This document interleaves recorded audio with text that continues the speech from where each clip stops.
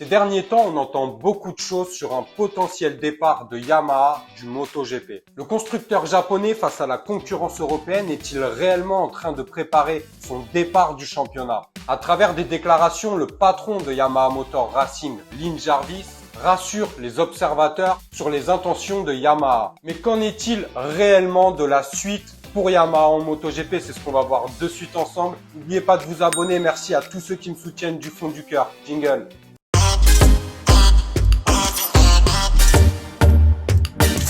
On le sait tous, Yamaha traverse une période très compliquée en championnat du monde MotoGP. Depuis 2004 et l'arrivée de Valentino Rossi à cette époque, Yamaha, depuis, a toujours terminé sur le podium du championnat du monde MotoGP. Sauf qu'actuellement, Fabio n'est que 8e du championnat du monde et Franco Morbidelli, son coéquipier, 13e. La dernière victoire de Yamaha, c'était avec Fabio Quartararo, remonte déjà bientôt à 1 an. Et depuis, Yamaha donne la sensation de s'enliser, de ne pas trouver la solution ou les clés pour pouvoir développer la moto et rattraper ne serait-ce qu'un petit peu la concurrence. Et en plus de ça, beaucoup de bruit court sur un potentiel départ du constructeur japonais du championnat du monde MotoGP. Ça fait plusieurs semaines qu'on entend ça et Lin Jarvis a fait des déclarations pour rassurer les gens. Il a donc déclaré qu'il ne voyait ni ressentait aucun manque d'implication du constructeur japonais ni de ses dirigeants. Il dit également qu'il ne voit aucune indication sur le fait que Yamaha serait en train de préparer son départ du MotoGP. Il dit qu'il n'y croit pas, mais en même temps, il modère ses propos, c'est ça qui est un peu inquiétant, en disant qu'il faut se rappeler aussi de la situation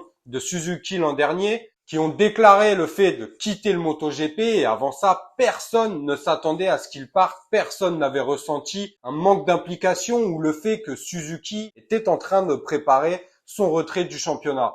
Après, il dit qu'il n'a aucun doute sur l'implication de Yamaha pour les futures années, mais qu'il faut aussi rester réaliste. Alors bon, signe d'espoir, signe de confiance, d'encouragement, mais il rajoute aussi quelques ponctuations pour clairement exprimer le fait que rien n'est certain et qu'on l'a vu l'an dernier avec Suzuki, tout peut aller très vite sans que personne ne voit la moindre chose arriver. Après, c'est vrai que je vois pas pourquoi Yamaha quitterait le MotoGP. On sait qu'au Grand Prix d'Espagne, le grand big boss de Yamaha avec d'autres de ses collègues sont venus au Grand Prix d'Espagne pour jauger la situation, voir si réellement la Yamaha souffrait d'un déficit, pour se rendre compte personnellement et évaluer les difficultés qu'ils rencontraient. Après, ça peut être un coup de bluff, mais en tous les cas, on voit quand même une implication pour retrouver la bonne direction à prendre et faire progresser cette M1. Puis, il y a également le rôle de Valentino Rossi. Pourquoi prendre Valentino Rossi comme ambassadeur si c'est pour quitter le championnat? Valentino Rossi, lui, n'aurait jamais signé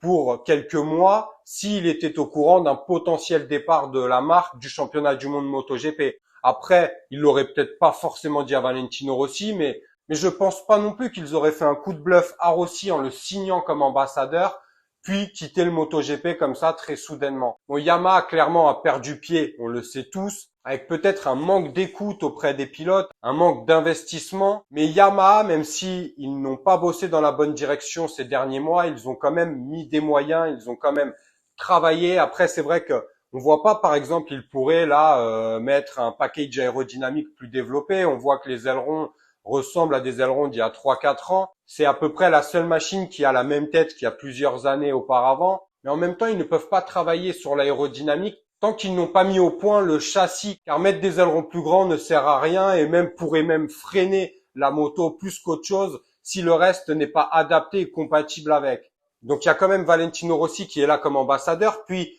il y a aussi des discussions concernant un nouveau team satellite pour Yamaha. On sait qu'ils n'ont plus que le team officiel, team d'usine, depuis le retrait d'RNF qui est parti vers d'autres cieux, vers Aprilia. Et je sais très bien, car je me suis renseigné moi-même, qu'il y a réellement des discussions autour d'un team satellite, des discussions avec plusieurs entités, mais également avec Valentino Rossi pour pourquoi pas avoir le team VR46 dès l'année prochaine chez Yamaha en team satellite. Et d'ailleurs, pour la minorité, les 2-3 qui parfois en commentaire me disent mais toi, t'as aucune info, tu tournes ta vidéo de ta chambre, etc. Enfin, il y a qu'une personne qui m'a dit ça. Tous les autres restent bienveillants. Déjà, j'ai plus 15 ans, je tourne pas ma vidéo de ma chambre. Et de deux, avoir des informations, encore une fois, c'est pas bien difficile. Il suffit de se bouger les fesses pour les obtenir, c'est-à-dire faire la démarche, appeler des gens Et avec les réseaux sociaux aujourd'hui, c'est pas difficile de contacter des personnes et beaucoup de personnes aiment bien profiter d'une certaine lumière d'un pilote. Donc, ça ne pose pas de problème d'au moins faire la démarche pour avoir quelques confirmations. Il n'y a pas besoin d'avoir fait l'ENA pour pouvoir avoir quelques infos. Il suffit encore une fois de décrocher son téléphone ou d'envoyer quelques messages. Donc du coup, je sais de sources sûres que ça discute pour un team satellite et que Yamaha en a réellement besoin.